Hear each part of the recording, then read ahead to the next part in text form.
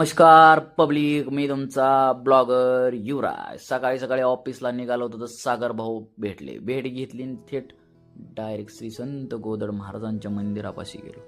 आतमध्ये गेल्यानंतर एवढं शांत आणि रम्य असं वातावरण आहे मित्रांनो, आनंदीमय वातावरण आहे.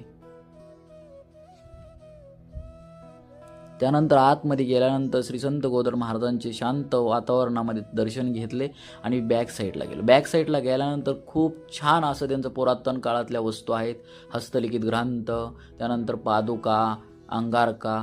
त्यानंतर बाहेर आलो. अवश्य भेट द्या मित्रांनो. अहिल्यानगरमध्ये कर्जत तालुक्यामध्ये छानपैकी आहे. त्यानंतर बाहेर आलो आणि डायरेक्ट श्री तांदळे साहेबांची भेट घेतली. नाही रात्री सोन्याभाऊ म्हणला मला घरी यायचं म्हटल्यानंतर गेलो तर तिथं पब्लिक सोन्याभाऊला सोडण्यासाठी खूप आलते. डिगो भाऊ आलता, संदेश भाऊ आलता आणि भरपूर काही लोक आलते. त्यानंतर सोन्याभाऊ म्हटला आपल्याला गाडी चालवायची. मग सोन्याभाऊकडे गाडी दिली आणि डायरेक्ट थेट घरी आलो.